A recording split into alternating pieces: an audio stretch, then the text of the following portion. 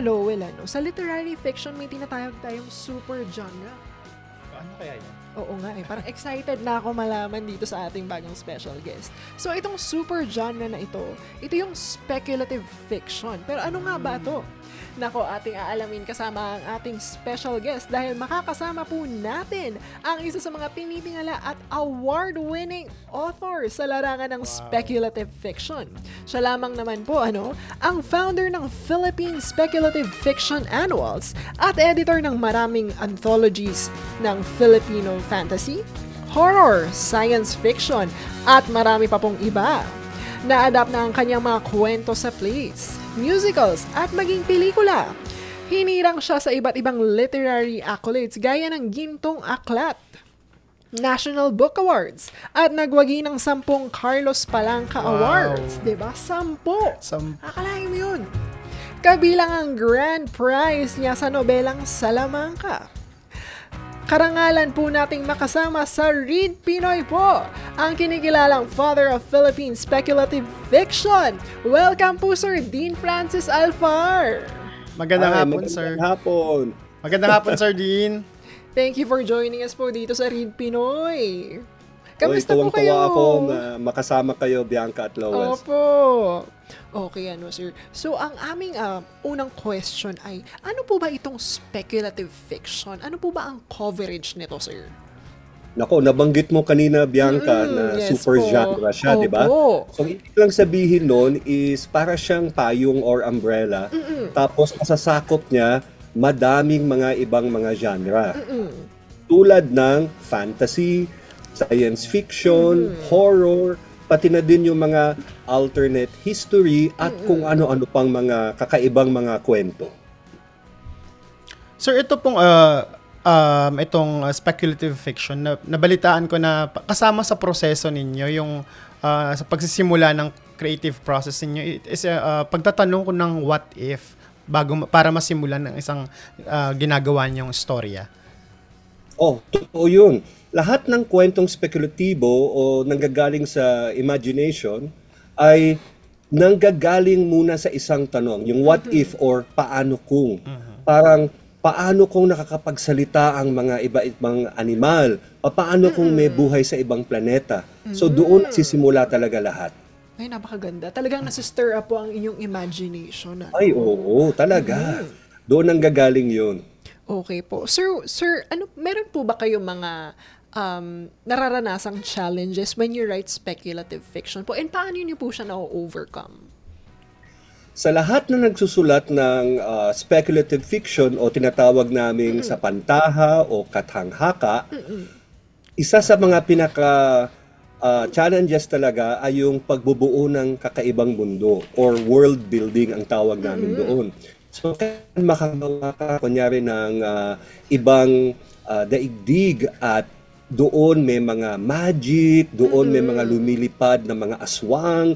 So, kailangan mabuo mo yon sa imagination mo tapos malagay mo sa iyong pagsulat. At kailangan talagang very convincing yon, yung talagang maniniwala ang mga magbabasa na parang naandun sila mismo. Tapos, ang iba pang mga challenges dyan ay yung pag-create ng characters. Siyempre, yung mga tauhan na mabubuhay doon sa kakaibang mundo mo. Siyempre, kailangan mag-identify or magugustuhan ng mga readers yung mga tauhan na yon at iba-ibang characters. Yun. Sir Dean, ako curious ako kung sa inyo po bilang author po, alin po sa inyo ang mas pinagtutuunan mo ng pansin or mas binibigyan mo ng priority? Itong world building ba o yung character building? Kasi ganito, ang sikreto ko, yung pag-create ng mga tauhan or character na nating lahat. Kasi surrounded tayo ng mga characters. Ang ating mga kaibigan, ang ating mga magulang, ang ating mga classmate o ka-office mate, pwede mong gawing character yan. So, ang focus ko ay yung pagbuo ng kakaibang daigdig. Doon talaga naglalabanan ng imaginasyon. Kung mahusay ka gumawa ng ibang worlds, talagang magugustuhan ng mga ibang mga readers yon.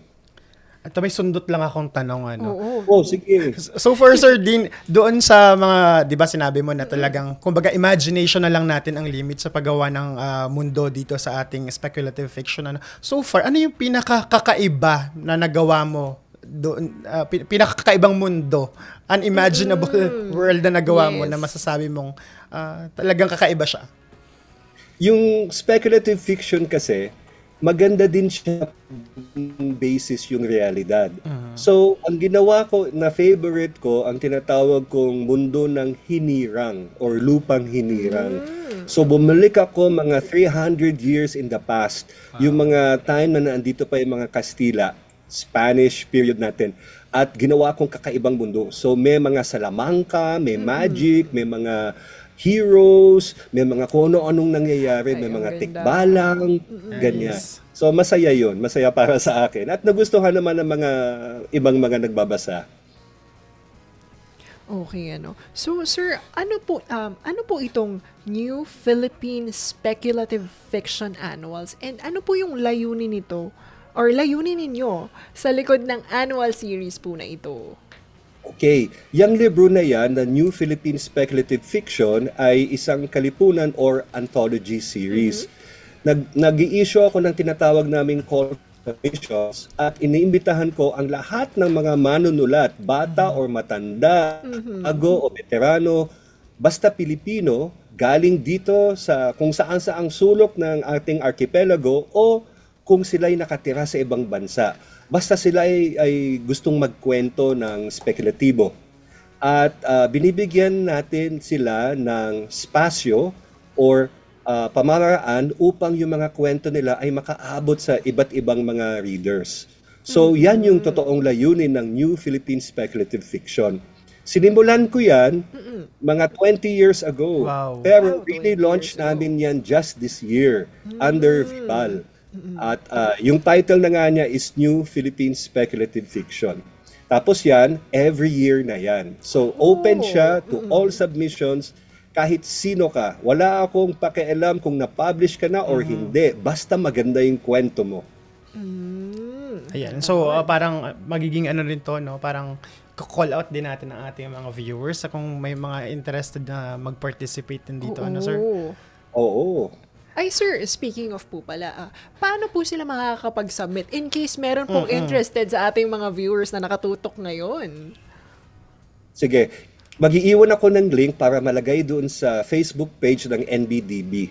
Kasi may mga submission guidelines. Hindi lang basta magbibigay. Correct. Medyo mahaba siya, pero bibigay ko sa inyo yung link para makita ng mga tao. Okay po, Sir, sa konteksto, dahil sobrang yaman ng ating Philippine literature, ano po yung mga unique qualities ng ating local speculative fictional works? Alam mo, tuwang-tuwa ang mga readers ng ibang bansa dahil sa kultura ng mga Pilipino natin. Yung ating mga lamang lupa na tinatawag, yung stories of the underworld and dwellers, yung mga nakatira doon, yung mga sa punso, yung mga popular na mga aswang, sa simula pa lang yan, tip of the iceberg. Kasi iba-iba yung mga folklore sa iba-ibang mga rehiyon ng Pilipinas. At ang dami talaga, Lowell, sa totoo lang. At yan yung ating advantage. Kasi yung mga ibang bansa, parang kakaunti lang yung mga folklore nila. Tayo, napakadami at ang dami pang hindi nakikwento. So, kasama yan sa speculative fiction. Yung mga sharing and retelling ng mga folklore na hindi pa nakikita or nababasa ng ibang mga tao sa buong mundo. Ay, ang ganda nun, ano. So, speaking of ibang mundo, ano. So, speaking of ibang mundo, or ibang bansa na lang pala, rather, ang correct term. So, sir, pag-usapan po natin ang international appeal naman po at ang viability ng speculative fiction na gawang Pinoy. Ano po ba yung advantage at mga selling points ng ating mga kwento sa foreign readers? Para sa mga readers na galing sa ibang bansa, kakaiba talaga yung yung literatura nating spekulatibo. Kasi yung perspective natin ay galing sa ating puso bilang Pilipino. So iba yung pagtingin natin sa mundo.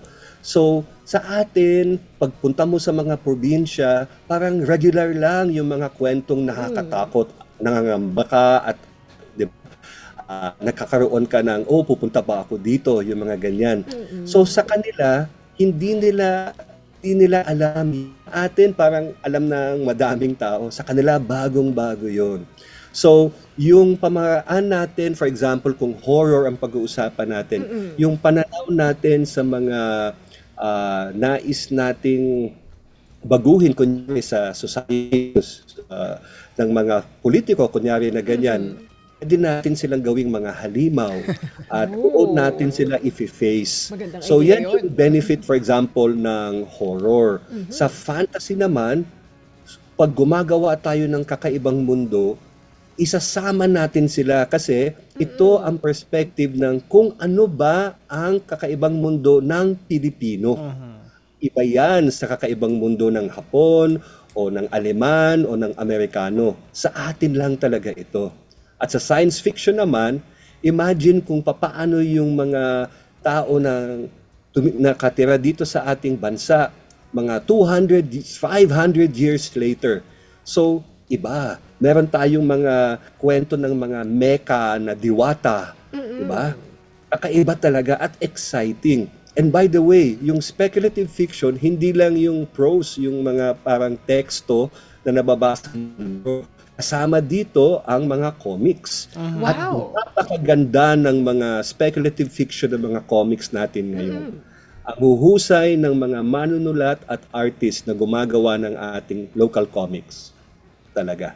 Yun ang kagandahan dito, sir, sa speculative fiction. At sa atin, culturally bilang mga Pilipino, sobrang lawak ng ating mga pwedeng pagkuhanan ng inspirasyon at mga storya.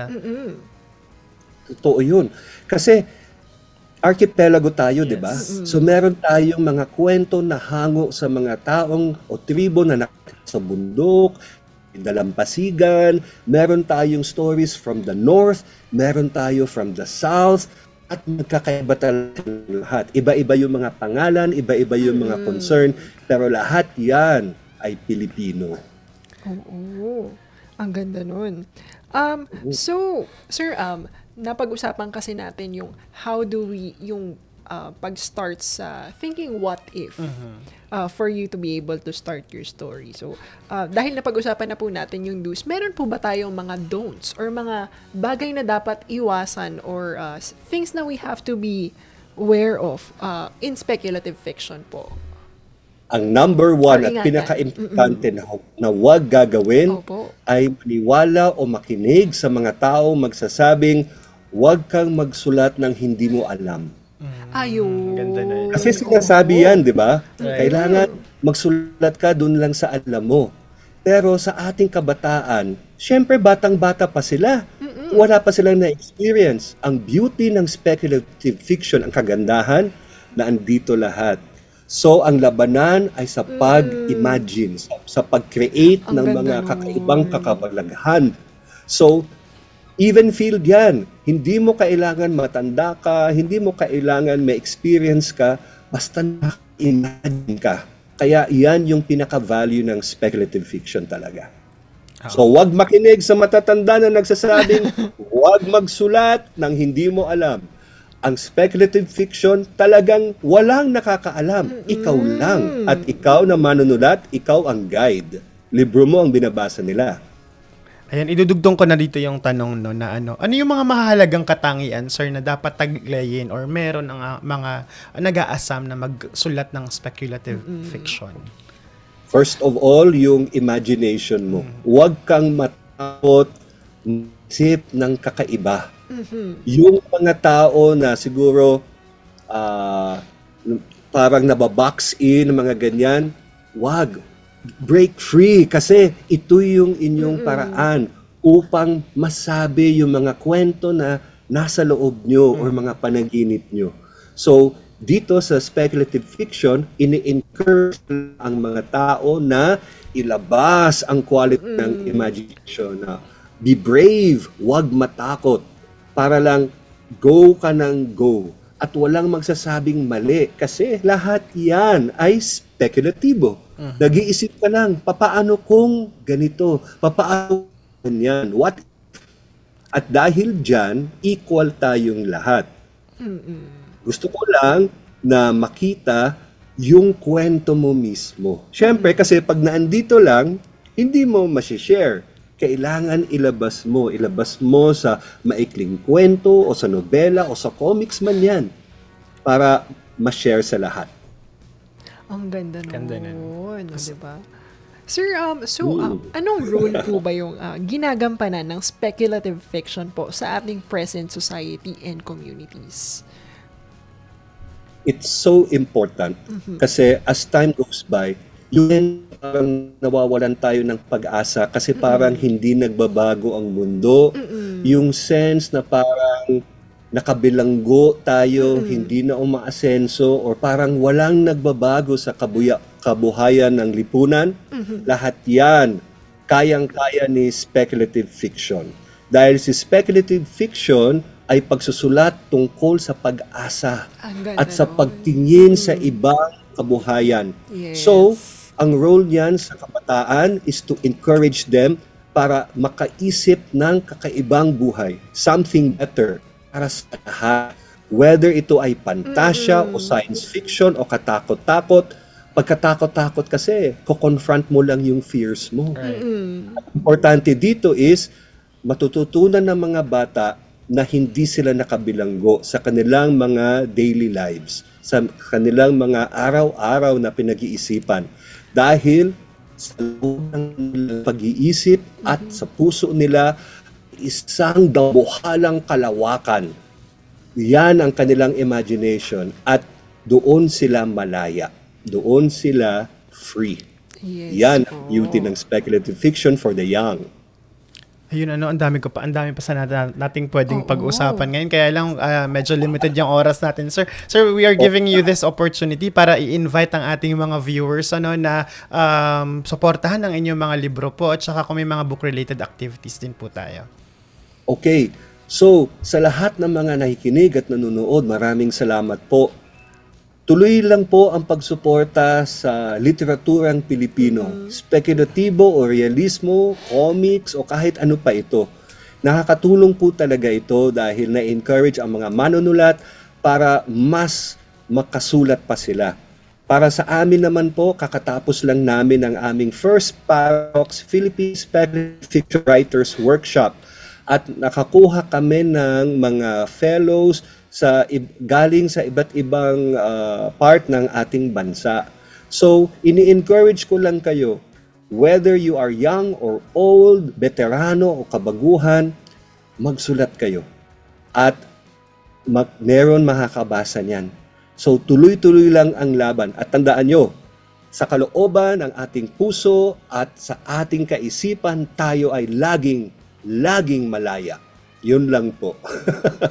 Salamat. Sobrang ganda. Thank you po. Sobrang ganda ng message ni sir.